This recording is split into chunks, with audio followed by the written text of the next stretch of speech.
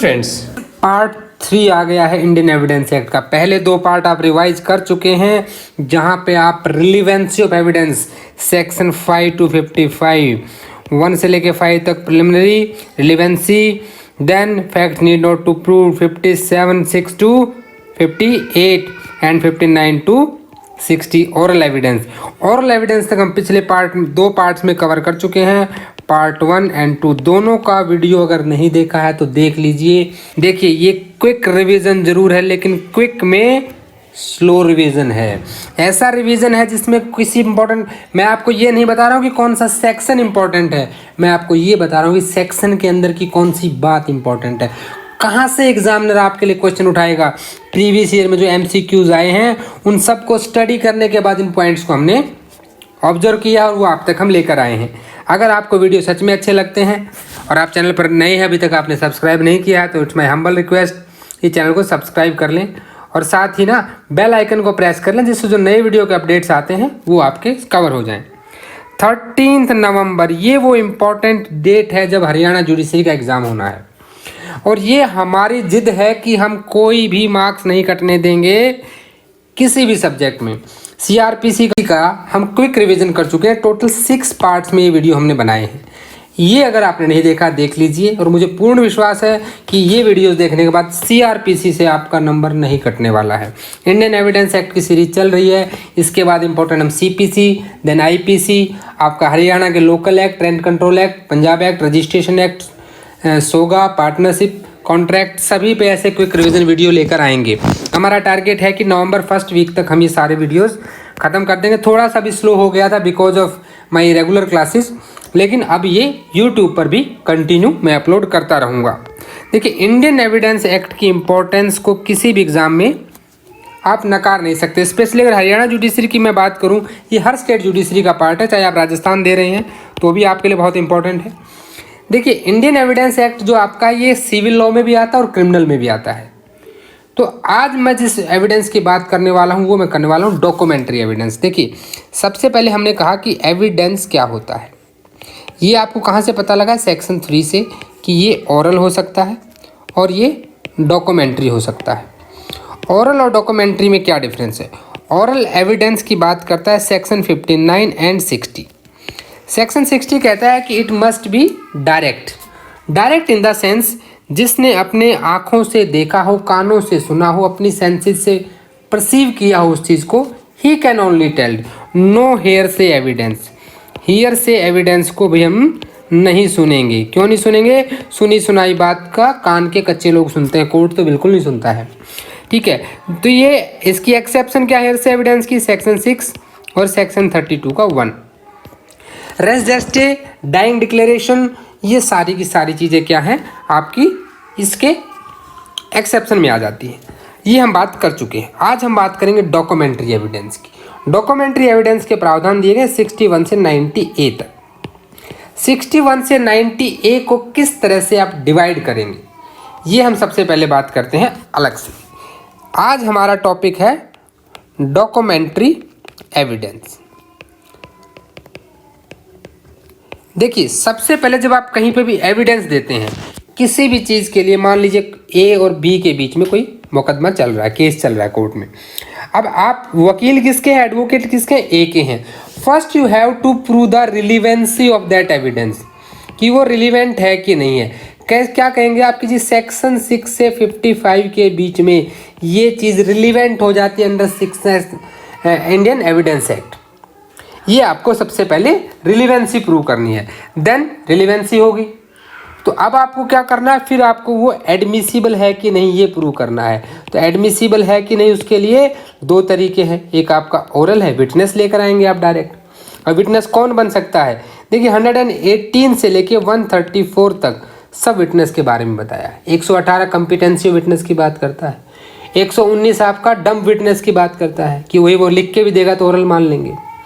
2 चीज़ें याद रखिएगा, 119 कहता है कि अगर डम्प विटनेस देता है तो उसको हम ओरल मान लेंगे, और यहीं पे आप सेक्शन जब 63 अभी हम पढ़ेंगे तो वहाँ आप पढ़ते हैं कि सेकेंडरी एविडेंस क्या होता है। Oral content, oral account of the content, ये भी सेकेंडरी हो सकता है। किसी डॉक्यूमेंट का लिखा हुआ उसके बारे में जिसने वो डॉक्यूमेंट देखा अगर वो बताए कि मैंने देखा है जिसमें ये लिखा हुआ था, ये उसने क्या बोल के बताया, किसने, विटनेस ने, but still it is a secondary evidence. 63 का क्लॉज ई पढ़ के देखिए। तो ये तो होगी बेसिक बात। अब आते हैं डॉक्यूमेंट्री एविडेंस पे। किसी भी बात को मिस मत कीजिएगा। Every word which is said bye me in this video lecture is very very important from exam point of view. कुछ गलत बोल जाऊं तो उसको इग्नोर कर दीजिएगा।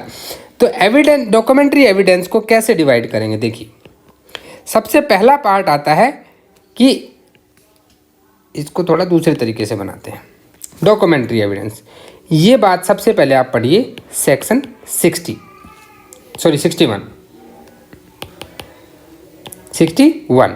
61 आपको बताता है कि डॉक्यूमेंट्री एविडेंस क्या है।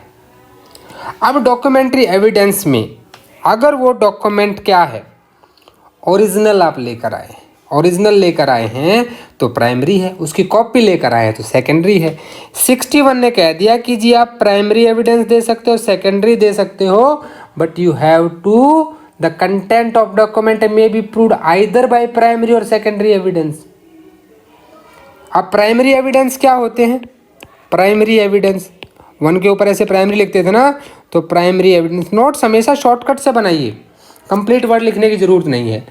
प्राइमरी एविडेंस आपको बताया किसने? 62 ने। अब सेकेंडरी एविडेंस क्या होते हैं, ये बात आपको बता दी सेक्शन 63 ने।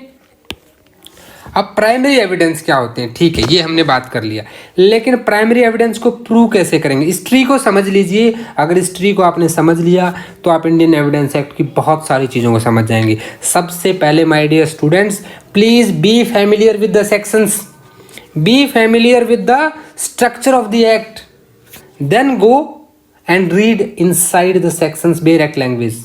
डायरेक्ट डायरेक्ट लैंग्वेज पढ़ने लग जाते हैं, बोर हो जाते हैं, समझ नहीं आता और आप उसे छोड़ देते हैं। ऐसा नहीं करना है। इंटरेस्ट धीरे धीरे बनता है, एकदम नहीं बनता है। आज आप इंग्लिश मूवी देखने लगो, यू विल गेट बोर्ड। देखते रहो धीरे धीरे, इंग्लिश की छोटी छोटी कॉमेडी मूवी देखो, इंटरेस्टेड मूवी देखो, रोमांटिक मूवी देखो। अगर आप रोमांटिक नेचर के हैं, आपको थ्रिलर पसंद है, वो देखो, तो धीरे धीरे you will gate interest in those things. और एक टाइम आएगा जब आप बहुत अच्छे से इंग्लिश सीरीज देख सकते हो, कोई फॉरेन लैंग्वेज सीख सकते हो। ये लैंग्वेज सीखने के तरीके होते हैं। वैसे ही एक्ट भी आपका वैसा ही है। First create the creativity in you regarding the structure of that act. चलिए 62 अब कहता है कि प्रूव कैसे करना है, तो ये 64 बताएगा। 64 आपको बताएगा कि how you will prove that this is a primary document, यानी कि प्राइमरी डॉक्यूमेंट को कैसे प्रूव किया जा सकता है। जी हम तो कैसे प्रूव करेंगे भाई, इसको document itself is a primary, original document है तो भाई वो प्राइमरी है, उसी को पेश कर दो, प्रूव हो गया। 63 ने बताया कि सेकेंडरी एविडेंस क्या है, डिफाइन। अब डिफाइन करने के लिए 63 ने यहाँ पे क्या किया है, यहाँ पे टोटल 5 कंडीशन दी है। उस 5 कंडीशन का भी हम चार्ट बनाएंगे, लेकिन आप समझ लीजिए कि टोटल 5 कंडीशंस हैं जब एविडेंस आपका सेकेंडरी हो जाएगा। Then come to 65। अब 65 बताता कि पहले आप प्रूव कीजिए कि सेकेंडरी एविडेंस है, देन यू प्रूव कि आप सेकेंडरी एविडेंस दे सकते हैं कि नहीं। How you will prove that will told by evidentiary value secondary की 65 के द्वारा बताई। अब 65 के साथ ही 66 आ जाता है, विच इज रिलेटेड विद 65(1). जो 65 की पहली कंडीशन है उसके साथ कनेक्टेड है आपका क्या, 66 नोटिस। यानी कि अगर किसी दूसरी पार्टी के पोजेशन में वो है तो उसको नोटिस देना जरूरी है। नोटिस कब दिया जाएगा, ये कंडीशन 66 बताता है। यहां तक तो हो गया नॉर्मल बेसिक चीज, डॉक्यूमेंट्री एविडेंस का बिल्कुल बेसिक इतना है।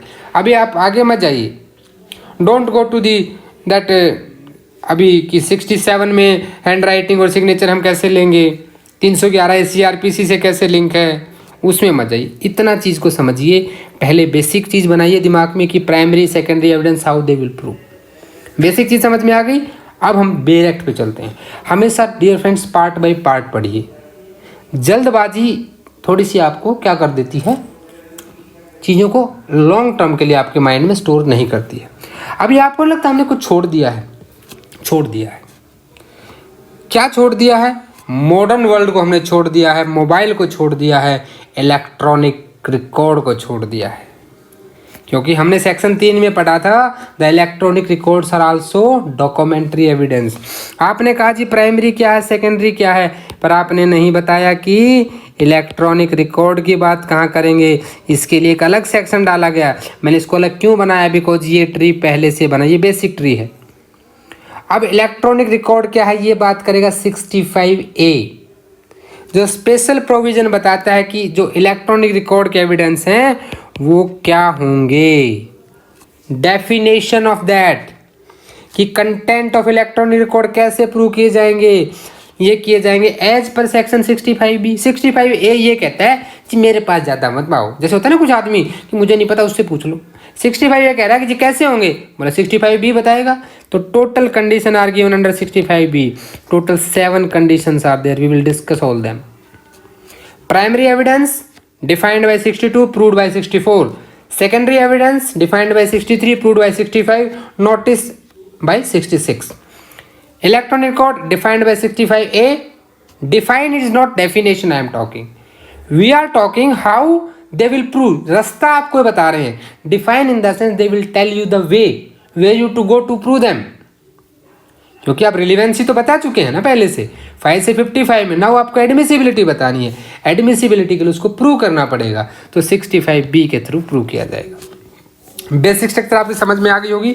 Now we will proceed to our bare act. आपने बेसिक स्ट्रक्चर को समझ लिया कि बेसिक ट्री क्या है। पहले हम बेसिक्स चलेंगे, फिर हम उसका हैंड राइटिंग सिग्नेचर का, अटेस्टेड कॉपीज़ के बारे में, पब्लिक और प्राइवेट डॉक्यूमेंट के बारे में, और जो प्रेजम्पशंस होती हैं, धारणाएँ जो होती हैं, इस तरह से इसको समझते हुए चलेंगे। Documentary evidence by name itself it is documentary evidence. Documentary evidence का मतलब है कि डॉक्यूमेंट। तो डॉक्यूमेंट कहाँ डिफाइंड है? डॉक्यूमेंट डिफाइंड है आपका सेक्शन 3 में। और सेक्शन 3 में डॉक्यूमेंट किसको बताया गया है? बट कोई भी डॉक्यूमेंट क्या है? एनी मैटर एक्सप्रेस और डिस्क्राइब। हमने वहाँ पे 3 चीज़ें बात की थी, लेटर्स, फिगर्स। मैं थोड़ा शॉर्टकट लिख देता हूँ तो प्लीज़ आप थोड़ा सा समझिएगा चीज़ों को। मार्क्स, ये 3 ऐसी चीज़ें हैं, इनमें से या तो कोई एक या एक से ज़्यादा ऐसे तरीके को इस्तेमाल करके कोई चीज़ एक्सप्रेस करने के लिए, कोई मैटर रिकॉर्ड करने के लिए यूज किया गया है, दैट इज़ अ डॉक्यूमेंट। जैसे कि भाई कोई भी lithograph, photograph, printed, map, plan, inscription on the metal, caricature, ये सब क्या है? All these are the documents. जो मैंने वर्ड्स बोले सारे इंपॉर्टेंट हैं। सेक्शन 3 डॉक्यूमेंट की डेफिनेशन में सबको याद रखना है।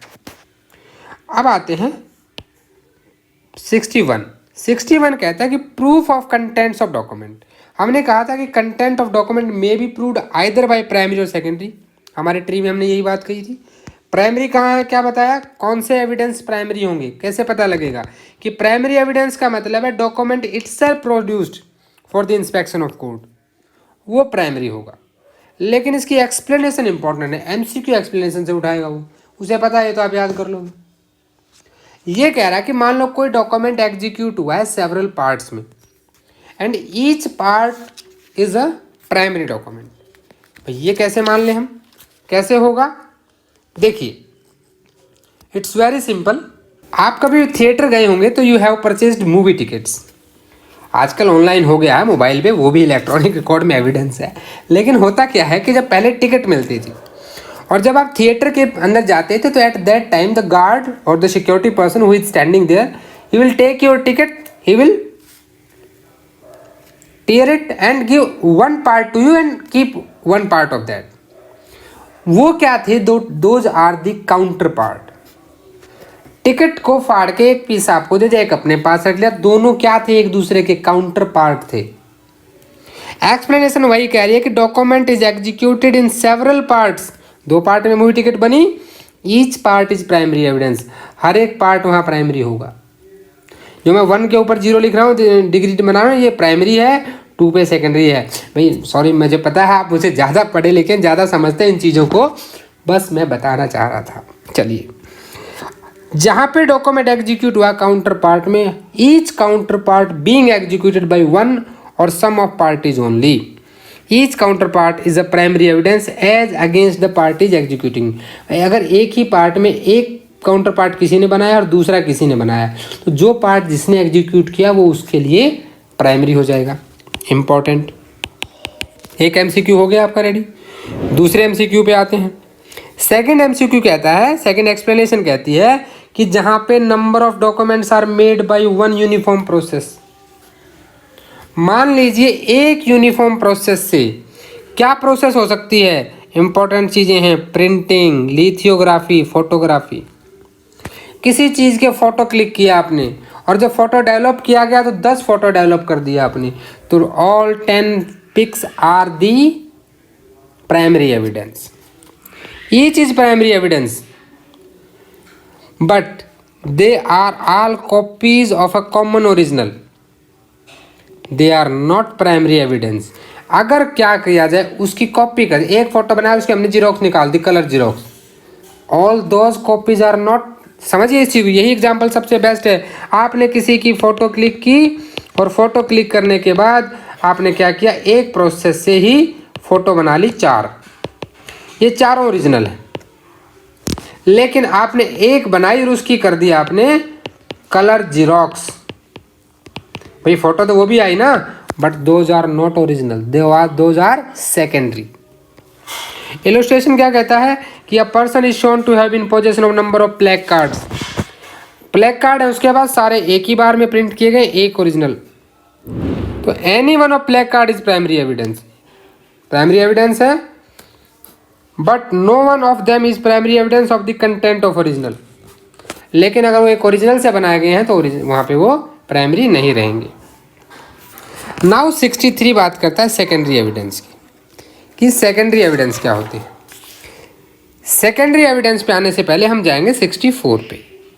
62 ऑलवेज रीड, हमारे ट्री के हिसाब से पढ़ेंगे हम। 64 कहता है कि the documents must be proved by primary evidence accept in the cases here in after mentioned. भाई 62 ने बता दिया प्राइमरी क्या है, 64 ने कह दिया कि जिस प्राइमरी को ना आप कैसे प्रूव करोगे, प्राइमरी को ही दोगे कोर्ट के सामने।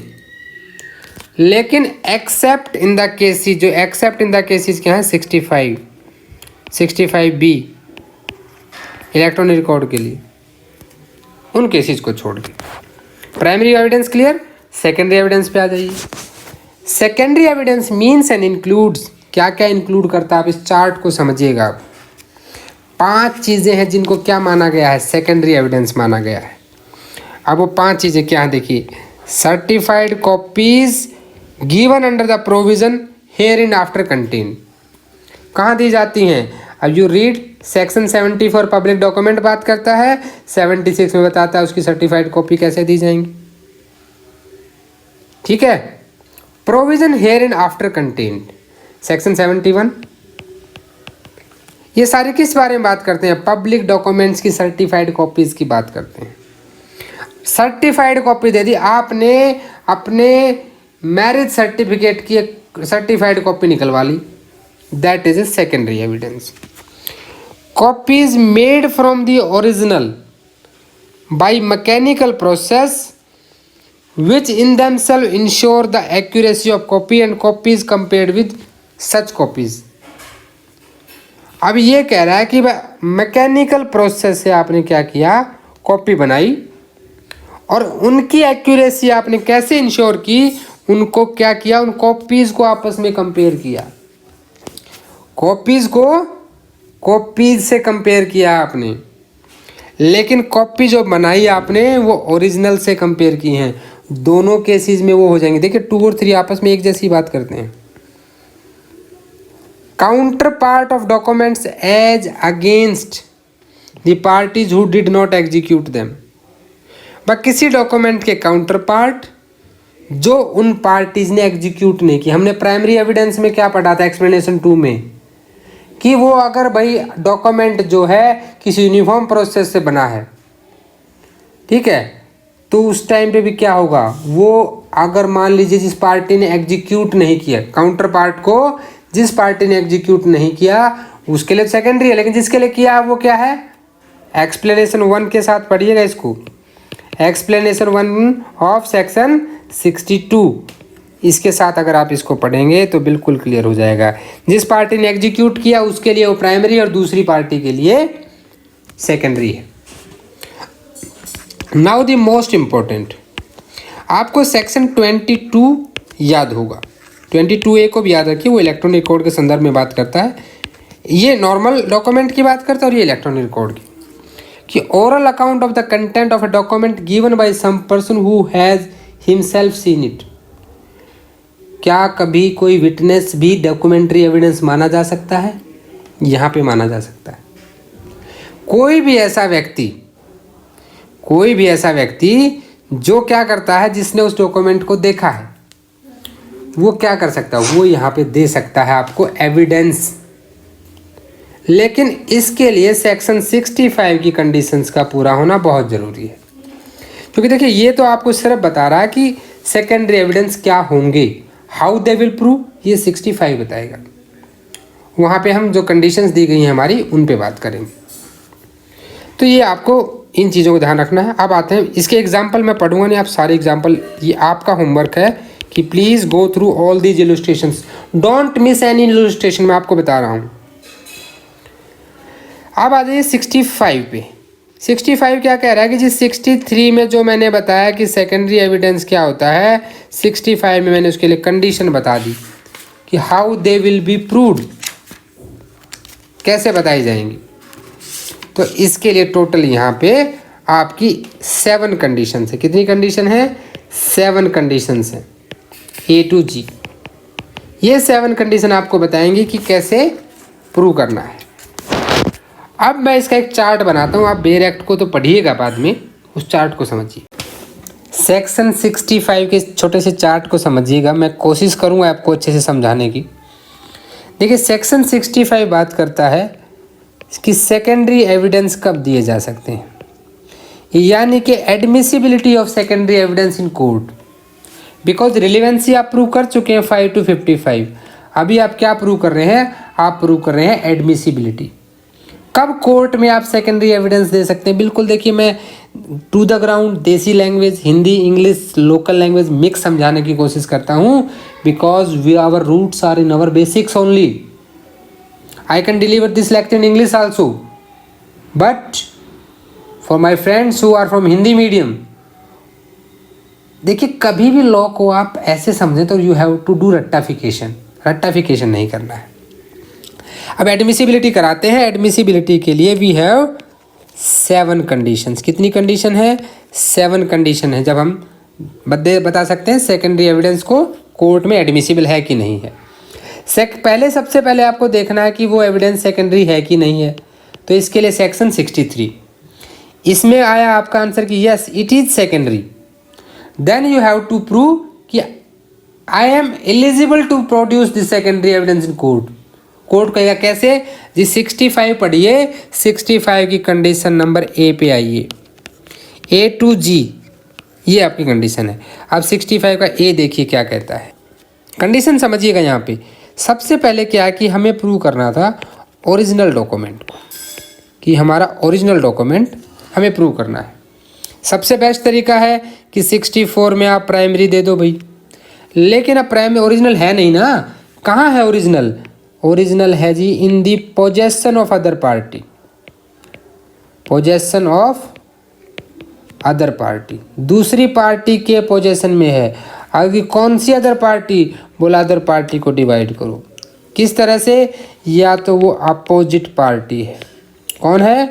अपोजिट पार्टी, या पर्सन है हु इज आउटसाइड ज्यूरिसडिक्शन, उस कोर्ट के ज्यूरिसडिक्शन से बाहर है, ठीक है। और या फिर वो एक ऐसा व्यक्ति है, a person who is legally bound to produce, कोई पटवारी है उसे देना पड़ेगा, लीगली बाउंड टू प्रोड्यूस। ये 3 कंडीशन है जब आप कह सकते हो कि ओरिजिनल इनके पोजीशन में है। तो कोर्ट कहेगा तो ठीक है, उनको अगर उनके पोजीशन में है तो उनको बताया आपने? बोला जी बताया। कैसे बताया?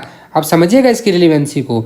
जब ये 3 कंडीशन है तो इनको आपको नोटिस देना है। नोटिस कहाँ देना है? Under section 66। तो नोटिस देना क्या जरूरी है? पार्टी क्या पूछेगी? आप वकील हैं, देखिए अपने आप को क्लाइंट और वकील के बीच और कोर्ट के अंदर बीच में चली हुई जो आपकी स्टोरीज होती है ना, उनको अपने माइंड में लेके आइए। क्लाइंट ने पूछा कि जी नोटिस देना जरूरी है क्या? बोला यार नोटिस देना तो जरूरी है, लेकिन हम चाहें तो नोटिस ना भी दें। कैसे ना दें? हमारे चाहने से। बोला नहीं, सेक्शन 66 ने कुछ एक्सेप्शन दे रखे हैं। क्या एक्सेप्शन है? प्रोवाइजो हैं। प्रोवाइजो का मतलब होता है किंतु और परंतु हैं, और किंतु और परंतु में 6 कंडीशन है। कितनी कंडीशन है? 6। फिर से कंडीशन आ गई। 65 को प्रूव करना था, 7 कंडीशन थी, पहली कंडीशन के साथ 66। 65A के सामने एक लाइन लिखिए, the section 66 notice under section 66 is relevant only with 65A। उसके बाद BCDEFG इनसे कोई लेना देना नहीं है उसका। Only relevancy of section 66 is with 66A। आप एक बार इस चार्ट को समझ लेंगे तो you need not to do that much hard work to understand the bare act language. एक बार लैंग्वेज पढ़िए, आपको सब समझ आ जाएगा। अब वो 6 कंडीशन कौन से हैं? 6 केस ऐसे कहाँ हैं जहाँ पे सेक्शन 66 नोटिस दिए बिना भी मैं सेकेंडरी एविडेंस पेश कर सकता हूँ। कोर्ट ने पूछा, नोटिस दिया, बोला जी नोटिस देने की ज़रूरत नहीं है मुझे। क्यों नहीं है? क्योंकि मेरे पास लॉ है, मेरे पास माँ है। चलिए, अब कैसे बताएंगे कि आपके पास माँ है? सेकेंडरी एविडेंस कैसे देंगे बिना नोटिस के? आपके पास कानून की जानकारी है। Law is your mother. तो जब डॉक्यूमेंट अपने आप में नोटिस हो, document itself is notice, document he notice है। दूसरी चीज़ क्या है कि द पर्सन एडवर्स पार्टी जिसके पास वो है, वो जानता है, already know that it is required by law to be produced by him, उसे देना पड़ेगा। तीसरी कंडीशन यहाँ पे क्या आती है कि जो उस डॉक्यूमेंट का पोजेसन उसने फ्रॉड से या फोर्स से हासिल किया है। ओरिजिनल विल थी, ओरिजिनल डीड थी, लेकिन आपको पीट के धोखे से छीन के अपने पास ले गया। कहाँ से ओरिजिनल लाएंगे आप? क्या बोलेंगे कोर्ट में जाके, हमारे पास ओरिजिनल नहीं है बाबू? ऐसा नहीं है। आपको कोर्ट ने दिया है, न्यायालय ने आपको भी समय दिया है कि अगर उसने फ्रॉड और फोर्स से लिया है तो उसकी कॉपी दे दो यार, उससे हम काम चला लेंगे, लेकिन न्याय जरूर देंगे आपको। उसके बाद फोर्थ कंडीशन क्या है? फोर्थ कंडीशन कहता है कि भाई ओरिजिनल ऑलरेडी कोर्ट में है, पार्टी ने या उसके एजेंट ने ऑलरेडी कोर्ट में दे रखा है, तो ये क्या होगी? आपकी सिविल केसेस की मैटर, क्योंकि क्या कहा गया? और इज एजेंट। पांचवी कंडीशन यहाँ पे क्या है? जब एडवर्स पार्टी ने एडमिट कर लिया कि जी डॉक्यूमेंट खो गया, लॉस ऑफ डॉक्यूमेंट। देखिए यहाँ कंफ्यूज नहीं होना है। जब आप 65 की कंडीशंस पढ़ेंगे ना, तो वहाँ पे एक आप जब 65C पढ़ते हैं, C का मतलब क्या है कि चक्कर काटने पड़े आपको। क्यों? क्योंकि आपका आइटम खो गया। तो भाई वहाँ भी खोने की बात है, लेकिन वो बात वो कंडीशन उसके लिए है जो प्रोड्यूस कर रहा है। ये कंडीशन क्या है? जब when it is accepted by the adverse party कि हमारे पास ओरिजिनल था बट वो खो गया जनाब, नहीं है हमारे पास, क्योंकि हम इन पार्टीज़ की बात कर रहे हैं। ये तीनों इस बात को एक्सेप्ट कर लें कि ओरिजिनल तो जनाब खो गया है, खो गया तो पनिशमेंट मिलेगी। चलिए 65 का 6 कहता है नहीं मिलेगी भाई, इसको सीरियसली मत लेना पनिशमेंट वाली बात को। पर्सन इन हुज पोजेशन, जिसके भी पोजेशन में है, he is out of reach of jurisdiction of the court. ये तो हमने देखो यहीं पे पार्टी बता दी थी, और ये 66 की भी कंडीशन है। तो 65A में 3 ऐसे लोग हैं जिनके पोजेशन में है ओरिजिनल, तो आप नोटिस देंगे अंडर सेक्शन 66। बिना नोटिस दिए 6 कंडीशन बताई 66 में, जब आप उनसे उस सेकेंडरी एविडेंस को न्यायालय में पेश कर सकते हैं। समझ गए? इसको 2x की स्पीड में मत समझिएगा, इंपॉर्टेंट इतना है कि आपका मेंस भी कवर हो जाएगा, आप देखेंगे तो इस तरह से। 65A ज़्यादा इंपॉर्टेंट था, अभी ज़्यादा समय हम नहीं लगाएंगे। अभी हम 65 का B, 65 का C, 65 का D, 65 का E एंड 65 का F एंड 65G। ये कंडीशंस अभी यहाँ यहीं कवर कर देते हैं 4 लाइन। देखिए बी क्या कहता है कि जब अदर पार्टी, कौन सी party, adverse party. Adverse party कौन, जिसके खिलाफ आप उसे प्रूव करना चाहते हो वो पार्टी क्या कर ले, एडमिट कर ले। क्या एडमिट कर ले कि जी जो डॉक्यूमेंट था, जो ओरिजिनल था, वो क्या था, हम मानते हैं कि वो एग्जिस्ट करता था, एग्जिस्टेंस को हम मानते हैं कि वो उसकी कंडीशंस क्या क्या थी, हम मानते हैं उसका कंटेंट क्या था। अगर कोई भी adverse party existence, condition, content को एडमिट कर लेती है तो उस कंडीशन में आप क्या करोगे, सेकेंडरी एविडेंस दे सकते हो कि जनाब इन लोगों ने बात तो मान ही ली है, यही बातें लिखी थी। दूसरी पार्टी से पूछा हाँ भाई, तो पार्टी हाँ जनाब हम मानते हैं कि ये ऐसा ओरिजिनल डॉक्यूमेंट था, उसकी कंडीशन ये थी, उसमें कंटेंट ये था। अब 65C पे आ जाइए। 65C कहता है कि जब ओरिजिनल, मैंने वहाँ भी कहा था कि चक्कर काटने पड़ जाएं, कब, पुलिस स्टेशन गए जी, खो गया, FIR लिखवाने के लिए। सी, चक्कर में आ जाते हैं आदमी को जब उसकी कोई चीज़ लॉस्ट हो जाती है, डिस्ट्रॉयड हो जाती है, घर में आग लग गई, खो गया, जल गया सब। ओरिजिनल डॉक्यूमेंट लॉस्ट और डिस्ट्रॉयड, ये आपकी एक कंडीशन ये होगी। नेक्स्ट 65D क्या कहता है कि भाई ओरिजिनल जो है ना वो इतना भारी है कि we can not move it. जो ओरिजिनल है we can not move it, original को हम मूव नहीं कर सकते क्योंकि ये किसी पहाड़ पर लगता है। नॉट इजीली मूवेबल, ये इजीली मूवेबल नहीं है, नहीं पॉसिबल है जनाब कि हम उसको लेकर आएं। अब भाई अगर कोई चीज़ इजीली मूवेबल ना हो तो कैसी हो सकती है, सोचिए। नॉट इजीली मूवेबल क्या होगा, कोई शिलालेख, कोई शिलालेख, स्तंभ पर, किसी मंदिर की दीवार पर कहीं पे ऐसा कुछ लिखा है जिसको आप एविडेंस देना चाहते हो, क्या कोर्ट में ला सकते हो उसे? Not possible. तो क्या करोगे, कोई सेकेंडरी एविडेंस का फोटोग्राफ दे दोगे, सेकेंडरी एविडेंस दे सकते हो। देन 65E कहता है ई कि जी employment, E stand for employment, याद रखिए एम्प्लॉयमेंट। लेकिन ये एम्प्लॉयमेंट कानून में कहीं याद नहीं रखना, ट्रिक के लिए याद रखना है।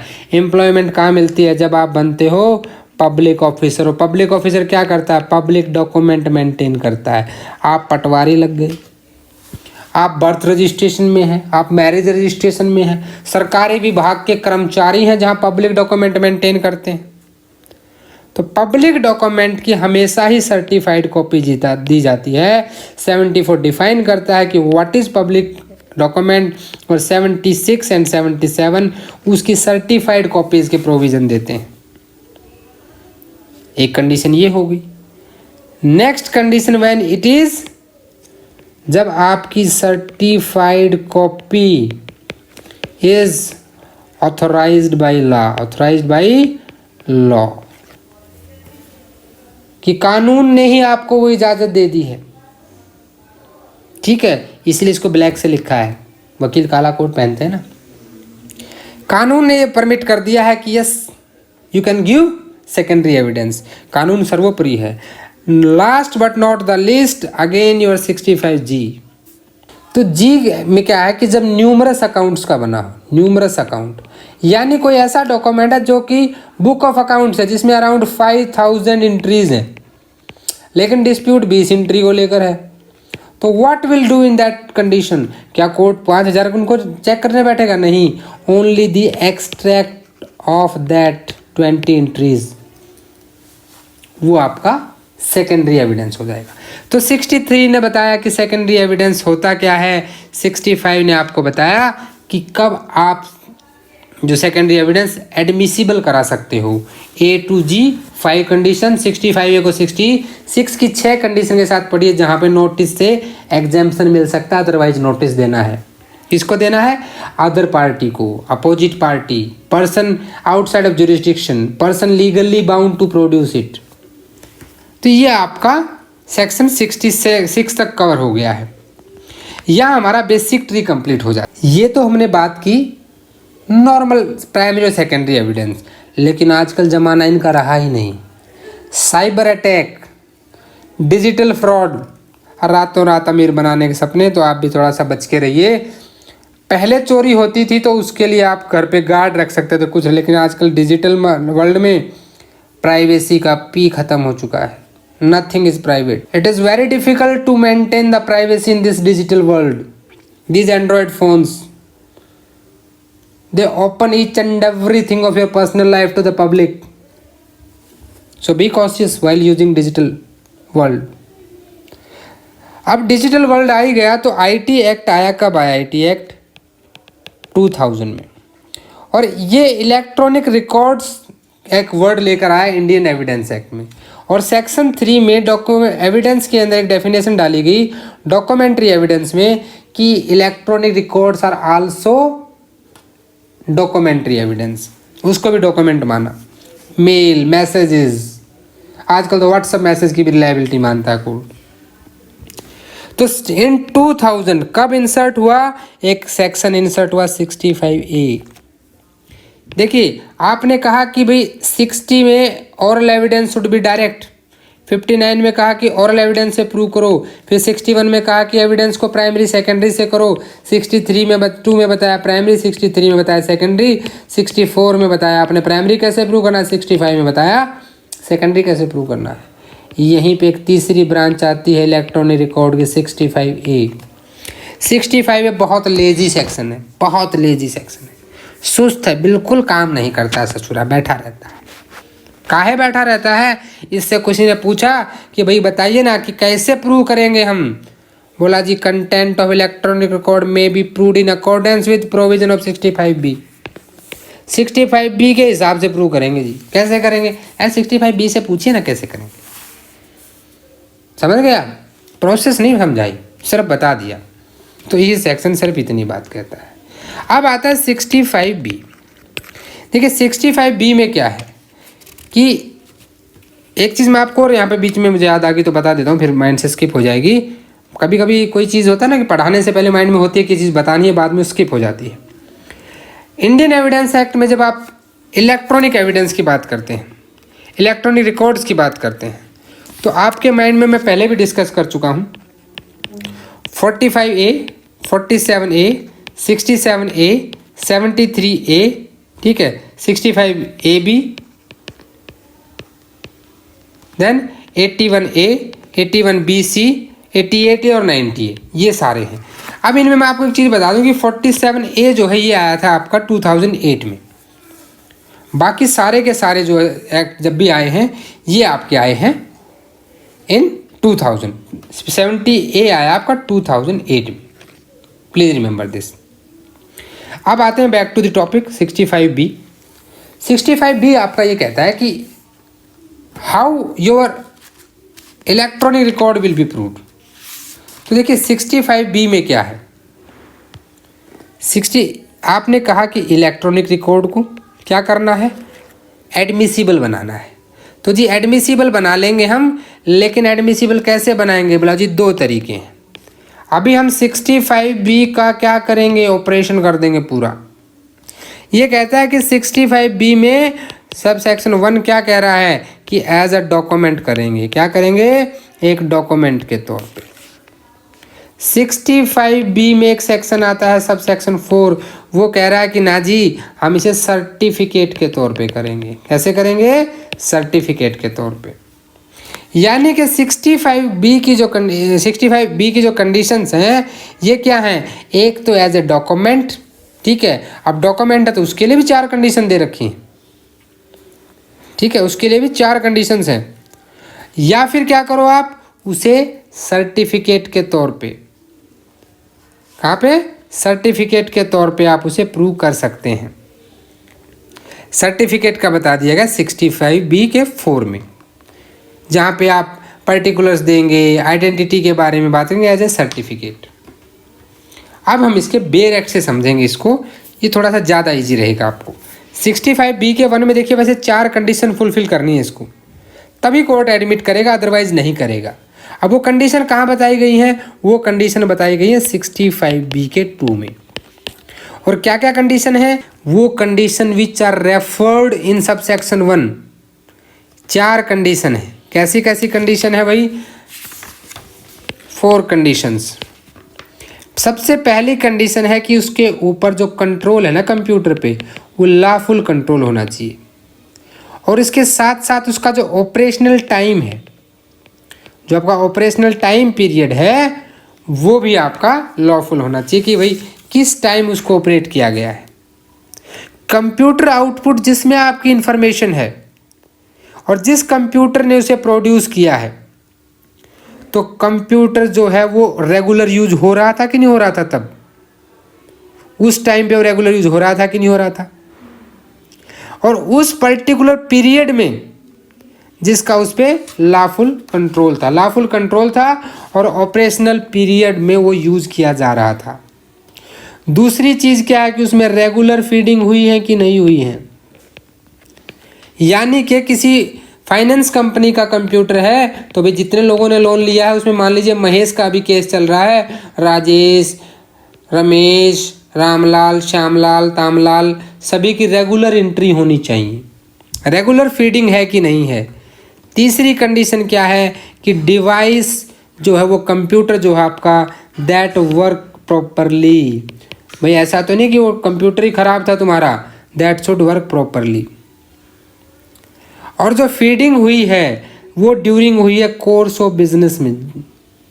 ऑर्डिनरी कोर्स ऑफ बिजनेस कैसे रहेगा? कहाँ पढ़ते हैं आप कोर्स ऑफ बिजनेस? सेक्शन 16। जैसे कि कोई लोन मांगने आया, आपने उसकी एंट्री की, फिर कोई आया उसकी एंट्री की, फिर कोई। आप जब भी कोई लोन लेने आता है उसकी एंट्री करते हैं। ये क्या है? ऑर्डिनरी कोर्स ऑफ बिजनेस है, रोजमर्रा का काम है। अगर ये 4 कंडीशन फुलफिल होती हैं then it will be admissible as a document. 65(1) clear, 2 clear. अगर ये 4 कंडीशन है तो उसको आप इलेक्ट्रॉनिक रिकॉर्ड को एज डॉक्यूमेंट्री एविडेंस कोर्ट में एडमिट करा सकते हो। अब 65(3) जो कहता है, देखो वो बहुत सिंपल सी बात है, इन 3 को ही समझना पहले आप। 65(b) का 1 क्या बताया आपको कि एज ए डॉक्यूमेंट हम उसको एडमिट करेंगे, लेकिन जब वो 65(b) की चारों कंडीशन पूरी करेगा जो 65(b) के 2 में दे रखे हैं, ये 4 कंडीशन, इन चारों कंडीशन के होते हुए अब 65(b) का 3 क्या कह रहा है? ये इतना कह रहा है कि मान लीजिए पहले आप एक कंप्यूटर रखा था, फिर आप दूसरा कंप्यूटर ले आए, डाटा आपके सर, फिर तीसरा कंप्यूटर ले आए। अगर मल्टीपल कंप्यूटर भी यूज हुए हैं तो that computer will be considered as single computer. क्या माने जाएंगे? सिंगल कंप्यूटर माने जाएंगे।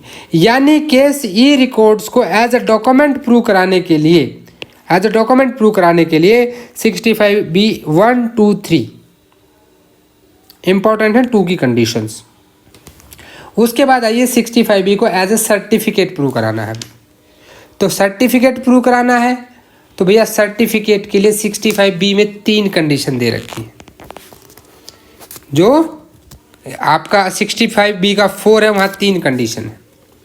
पहली कंडीशन क्या है कि identifying the electronic record containing the statement and describing the manner in which it is produced. और वो पर्टिकुलर उस डिवाइस के जो है उस इलेक्ट्रॉनिक रिकॉर्ड में appropriate for the purpose of showing that the electronic record was produced by that computer, उसी computer से रिकॉर्ड वो किए गए हैं। सर्टिफिकेट क्या दिखाता है? इन्हीं चीज़ों को दिखाता है।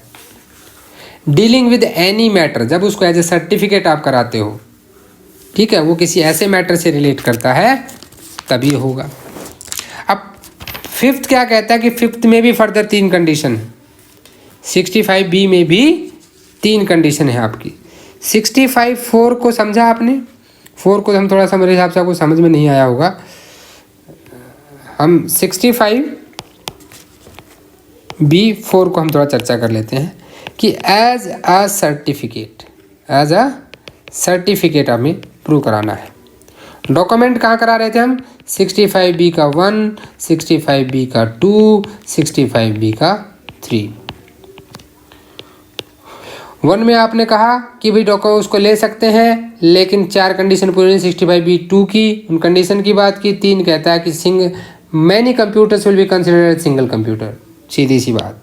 देन 65(b) का 4 ये कह रहा है पहली चीज़ आइडेंटिटी की। आइडेंटिटी भाई किसकी आइडेंटिटी? उस पर्टिकुलर डिवाइस की, उस इलेक्ट्रॉनिक रिकॉर्ड की। दूसरा वो पर्टिकुलर्स की बात कर रहा है। और तीसरा वो कह रहा है कि 65B(2) में जो हमने बात की कि सेक्शन 65 में हम क्या पढ़ रहे थे कि सेकेंडरी एविडेंस कब दे सकते हैं। 65 में यही तो हमने पढ़ा था कि कब दे सकते हैं। तो वहाँ पे 65B(2) की जो बात कही गई है वो क्या कही गई है कि विद द कंडीशन 65B के 2 में जो कंडीशन है, 4 कंडीशन हमने पढ़ी थी, अगर उन कंडीशन से डील कर रहा है इन दैट केस। और वहाँ पे लिखा गया था सर्टिफिकेट की ज़रूरत क्यों पड़ी। अब ये समझिए आप, सर्टिफिकेट की ज़रूरत क्यों पड़ी कि हमने कहा कि they are purported to be signed by the person. वहाँ आपने लॉफुल कंट्रोल कहा था और हम कह रहे हैं कि वो electronic record signed by someone है, मैनेजमेंट के बिहाफ पे, उस एक्टिविटी के हिसाब पे। तो matter stated in certificate, certificate कैसे प्रूव किया जाता है, DSC या पब्लिक की से। डिजिटल सर्टिफिकेट जो होता है आपका, उसको बोलते हैं DSC या पब्लिक की। DSC होता है आपका digital signature certificate. Digital signature certificate से या पब्लिक की से, ये आप 73A में पढ़ेंगे। ठीक है, उन कंडीशंस की बात करता है। अब सेक्शन 5 क्या कहता है, 65B का 5, ये इस सेक्शन के लिए बता रहा है कि इंफॉर्मेशन जो है shall be taken to be supplied to a computer if supplied therein by any appropriate form. ठीक है, either with or without human intervention, means by any appropriate equipment. Server में जा रहा है कंप्यूटर के through, तो उस time पे डाटा क्या होगा। आपने 65A पढ़ा, 65B पढ़ा। आई होप आपको अप टू 66 सारी चीज़ें क्लियर हो गई होंगी। इससे आगे मुझे लगता नहीं कि क्विक रिवीजन में इससे ज़्यादा डिटेल में हमें चर्चा करनी चाहिए। 67 बात कर रहा प्रूफ ऑफ सिग्नेचर की। And handwriting of person alleged to have been signed or a written document, कि आप किस तरह से उसकी हैंड राइटिंग को प्रूव करेंगे। देखिए, जब हैंड राइटिंग की बात आती है तो हमें सेक्शन 45 भी आ जाता है आपका, एक्सपर्ट ओपिनियन। उसके बाद सेक्शन 47 आ जाता है, the person who is acquainted with the your hand writing, जो आपके हैंड राइटिंग को जानता हो। फिर 67 में उसे प्रूव करना है आपको। 67A में इलेक्ट्रॉनिक सिग्नेचर से प्रूव करेंगे। देन 73, अब कहीं ना कहीं देखिए इसको, you have to read this with section 311A of CRPC, जहाँ पे मैजिस्ट्रेट के पास ये पावर होती है कि he can order you to give your specimen signature and handwriting in the court. और कौन दे सकता है, जुडिशियल मैजिस्ट्रेट फर्स्ट क्लास। एक MCQ बन गया हमारा CRPC का। लेकिन एक्सेप्शन भी है, किसी ऐसे व्यक्ति को नहीं दे सकता जिसे अरेस्ट ना किया गया उस इन्वेस्टिगेशन में। तो 67 आपको इतनी सी बात कह रहा है कि हैंड राइटिंग और सिग्नेचर का प्रूफ कैसे किया जाता है। इंडेक्स बेस्ड भी इंपॉर्टेंट है, इसका रिलेवेंसी भी मैंने आपको बता दिया कि 311 में जैसे आदेश दे दिया, अगर किसी भी डॉक्यूमेंट का साइन हैज़ बीन और हैव बीन रिटन होली और in part by any person, तो उसकी सिग्नेचर और हैंड राइटिंग, ठीक है, तो वहाँ पे क्या है वो प्रूव करनी पड़ेगी आपको। 67A कहता है कि प्रूव क्या करना है, इलेक्ट्रॉनिक सिग्नेचर प्रूव करने हैं। कैसे प्रूव करने हैं, 73A में कर रहे थे ना, 73A में बाई DSC और पब्लिक की। ठीक है, पब्लिक की और DSC के थ्रू डिजिटल सिग्नेचर सर्टिफिकेट से। 68 कहता है कि proof of the execution of document required by law to be attested. Most important through MCQ, क्या MCQ आता है, how much witness required, at least 1 attesting witness. अगर किसी डॉक्यूमेंट को ये प्रूव करना है कि ये अटेस्टेड है, तो कम से कम एक अटेस्टेड विटनेस चाहिए जिसने उस पर साइन कर रखा हो, एक विटनेस कम से कम चाहिए। 69 ये कहता है कि जब कोई अटेस्टिंग विटनेस मिले ही ना तो क्या करें। मान लीजिए कोई अटेस्टिंग विटनेस मिला ही नहीं, what we can do in that condition. अगर कोई भी हमें विटनेस नहीं मिलता है तो उसे अनअटेस्टेड समझा जाएगा। अगर कोई नहीं मिला तो दैट हैव बीन, मान लीजिए वो यूके में हुआ है, ठीक है, तो भैया उसका अटेस्टेशन तो आपको प्रूव करना पड़ेगा। कैसे प्रूव करोगे, either by your his hand writing, जिसने उसे लिखा है उस हैंड राइटिंग से, या signature of the person executing the document is in the hand writing of that person. भाई या तो देखो, पहली बात ये यूके वाला मुझे बहुत ख़राब लगता है कि इंडिया आज़ाद हो गया अब। 68 ने कहा कि अटेस्टेशन प्रूव करना कम से कम एक विटनेस चाहिए, अगर विटनेस नहीं मिला तो उसकी लिखाई या उसके सिग्नेचर प्रूव कर दो। भाई कैसे प्रूव करेंगे, 67 में कर रहे थे हम। अब क्या है कि admission of execution by party to attested document, मान लीजिए कि क्या होता है, admission can be against but not in his favour. ये बात हमेशा याद रखिए यहाँ पे। अगर कोई पार्टी जो अटेस्टेड डॉक्यूमेंट जिसके खिलाफ वो एडवर्स पार्टी क्या करती है, वहाँ पे उसे एडमिट कर लेती है। किसी पार्टी का एडमिशन कहाँ से कहाँ पढ़ते हैं हम, 17 से 23 तक, और 21 में आप पढ़िए can be proved against him. ऐसा एडमिशन किसी पार्टी का किसी अटेस्टेड डॉक्यूमेंट के बारे में उसके एग्जीक्यूशन बाय हिमसेल्फ, कि मैंने इसे एग्जीक्यूट किया है, shall be sufficient proof of its execution against him, लेकिन उसके फेवर में नहीं होना चाहिए। चाहे वो डॉक्यूमेंट अटेस्टेड चाहिए, लेकिन कोई पार्टी का जी मैंने एग्जीक्यूट किया और उसका नुकसान मुझे ही जा रहा है, यानी कि adverse party. 71 proof when attesting witness denies the execution. भाई पहले तो विटनेस मिल ना रहा था 69 में, अब मिला तो उसने मना कर दिया यार कि मैंने तो नहीं कुछ साइन नहीं किए। अटेस्टिंग विटनेस डिनाइज और does not recollect the execution, कि जी याद नहीं आ रहा जी, मैं कभी ऐसा किया था क्या, नहीं याद है। तो एग्जीक्यूशन में B proved by other evidence. दूसरे एविडेंस से कैसे करेगा, उसकी हैंड राइटिंग प्रूव कर दो 69 की तरह, उसके सिग्नेचर प्रूव कर दो।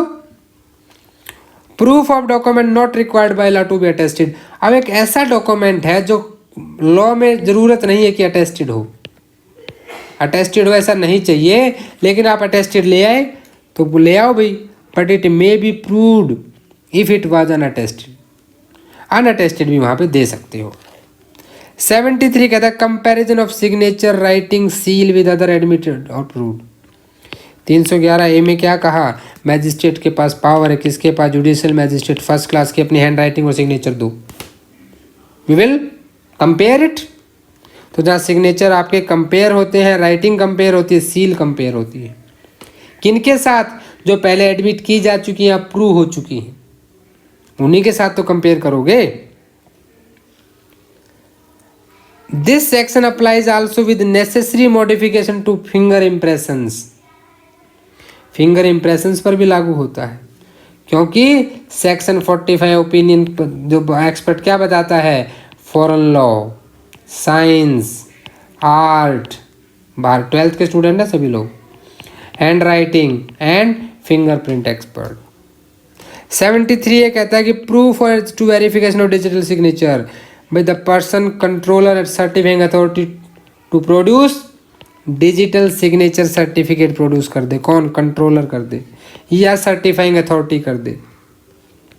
73 ए का क्लॉज बी कहता है other person to apply the public key listed in digital signature certificate and verified digital signature purported to have been affixed by that person. Public key को वहाँ पे कर दिया जाए। अब एक कंट्रोलर का मतलब क्या होगा, जो सेक्शन 17 है आईटी एक्ट का, वहाँ पे जो कंट्रोलर है वही कंट्रोलर यहाँ समझा जाएगा। तो ये तो हो गया एक दूसरा पार्ट, जब आप 67 से लेकर के 73 ए तक किसी डॉक्यूमेंट्स को कैसे प्रूव करना है, अटेस्टेड है तो कैसे करना है, हैंड राइटिंग सिग्नेचर है तो उनको कैसे प्रूव करना है, ये सारी चीज़ें यहाँ पे आ गई। सेक्शन 73 को लेके एक बहुत इंपॉर्टेंट केस है, स्टेट ऑफ बॉम्बे वर्सेस कत्थी कालू। इसमें कॉन्स्टिट्यूशनल वैलिडिटी बताई गई थी सेक्शन 73 की। बहुत इंपॉर्टेंट केस है, फिर से मैं बता रहा हूँ, लिख लीजिए, स्टेट ऑफ बॉम्बे वर्सेस कत्थी Kalu. Constitutional validity of section 73 will be held and it is said that कि वहाँ क्या प्ली ली गई थी कि आर्टिकल 20 सब आर्टिकल 3 यहाँ पे लगता है, लेकिन नहीं, ये उसके अगेंस्ट में नहीं है, कंट्रावेंशन नहीं देता है उसके साथ। अब आते हैं पब्लिक डॉक्यूमेंट। अब पब्लिक डॉक्यूमेंट कौन से होते हैं ये बताया गया है।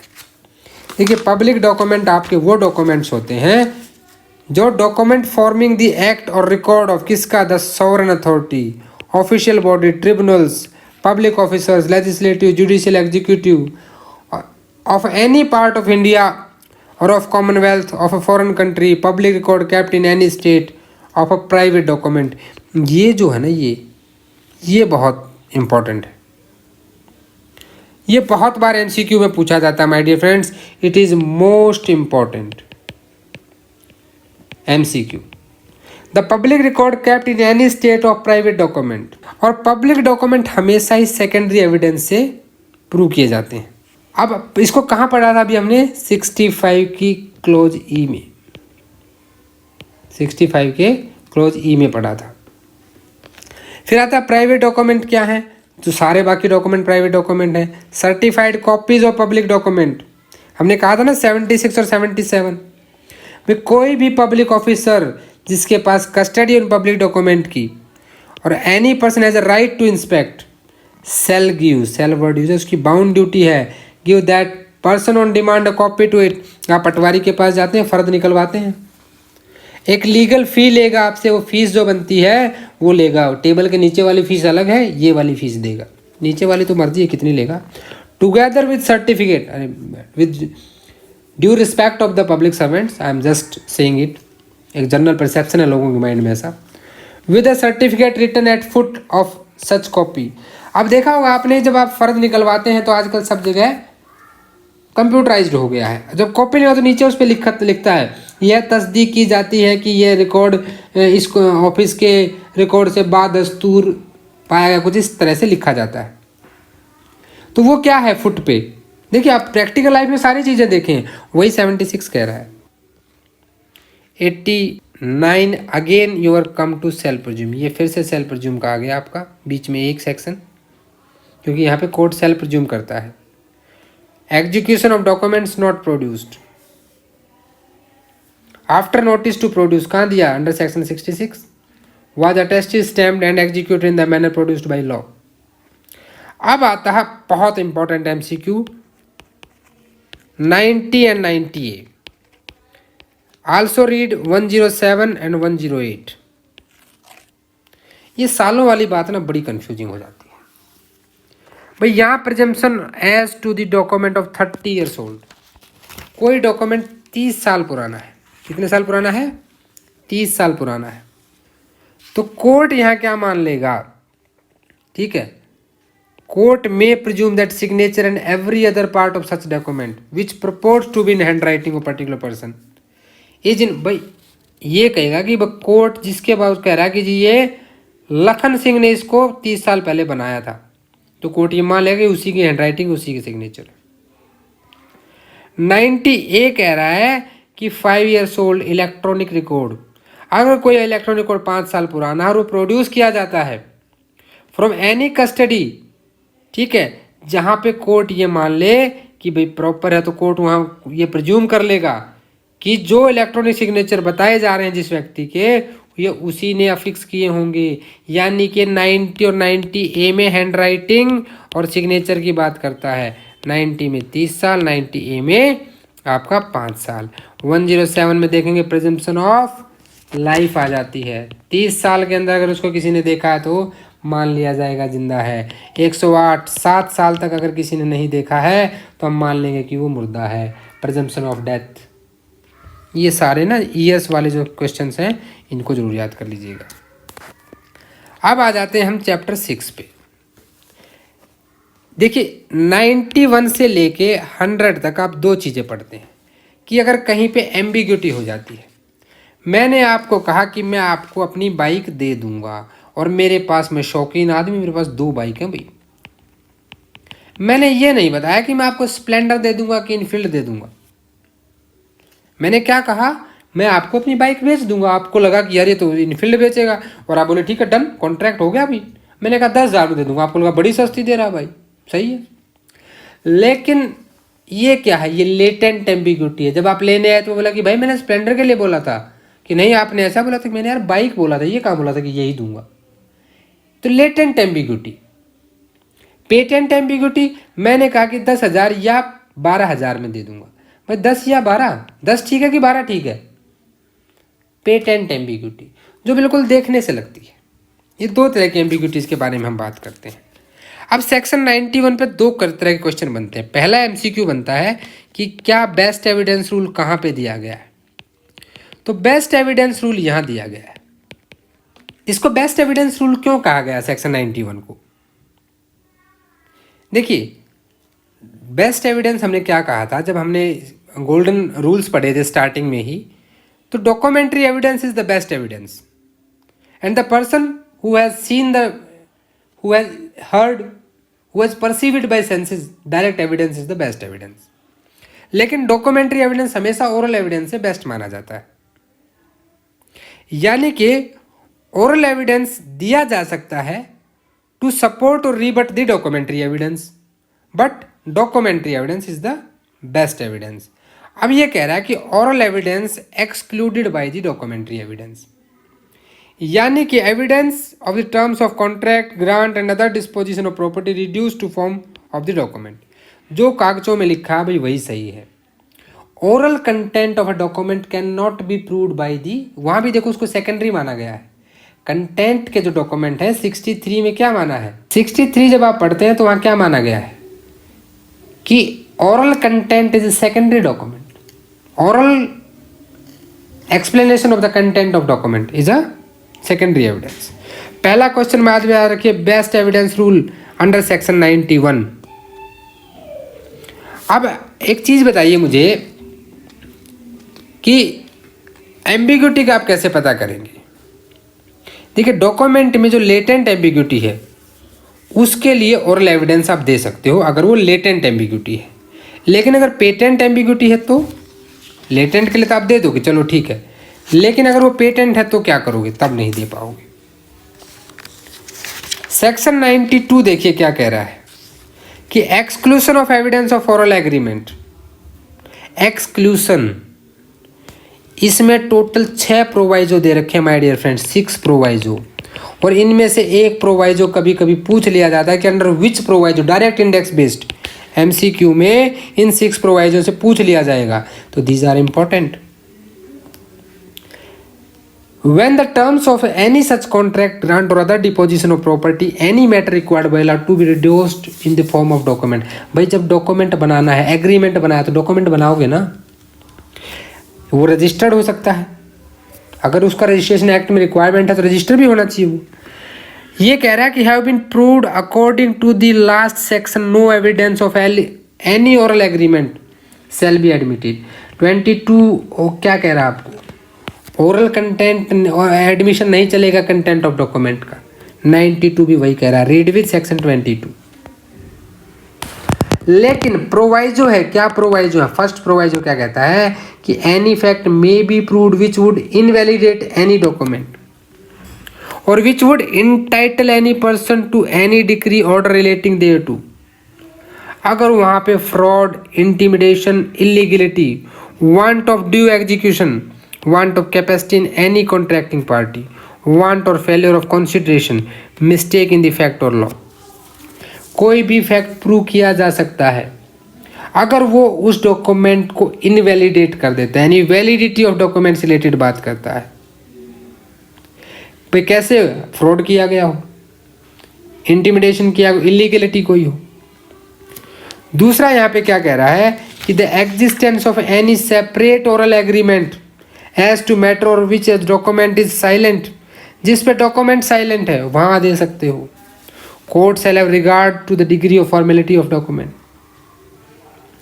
Existence of any separate oral agreement constituting a condition precedent, यहाँ पे क्या है, सेपरेट ओरल एग्रीमेंट है जहाँ पे डॉक्यूमेंट साइलेंट है, यहाँ पे भी सेपरेट ओरल एग्रीमेंट है जहाँ पे कोई कंडीशन प्रेसिडेंट है जो किसी ऑब्लिगेशन को बताता है उस कॉन्ट्रैक्ट में, दैट मे बी प्रूव्ड।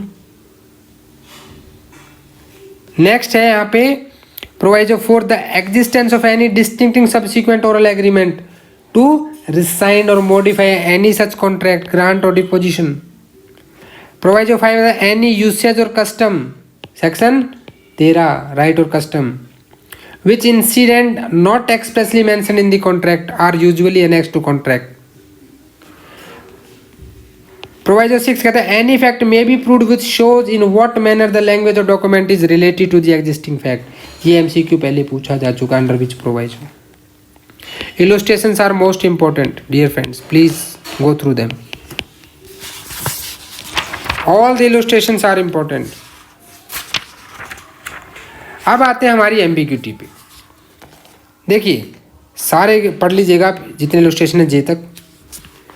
एक रीडिंग जरूर मारना है आपको, ये आपका होमवर्क है। Please it's my humble request कि एक बार जरूर पढ़े उसको। 93 और 94 ये आपके पेटेंट एम्बिग्यूटी की बात करें, यानी कि जो ऊपर से स्पष्ट दिख जाए ऐसी ambiguity.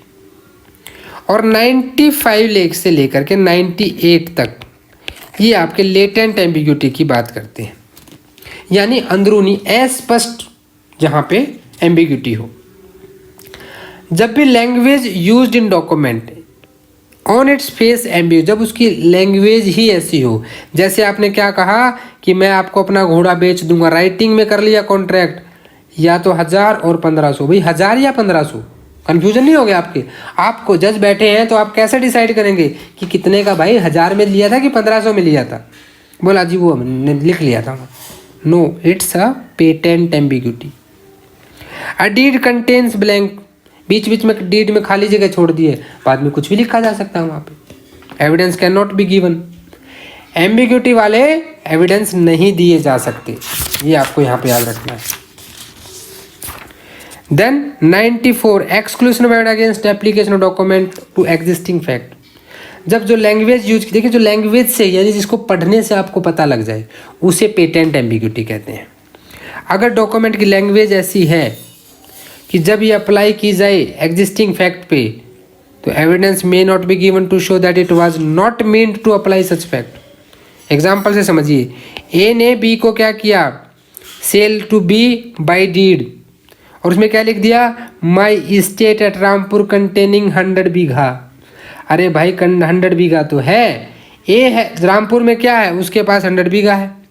Evidence may not be given of the fact that the estate mean to be sold was one situate at different place और द डिफरेंट साइज। कौन सा 100 बीघा, इसलिए जब आप सीपीसी में पढ़ते हैं तो वहाँ पे आपको पर्टिकुलर्स ऑफ द प्रॉपर्टी देने होते हैं।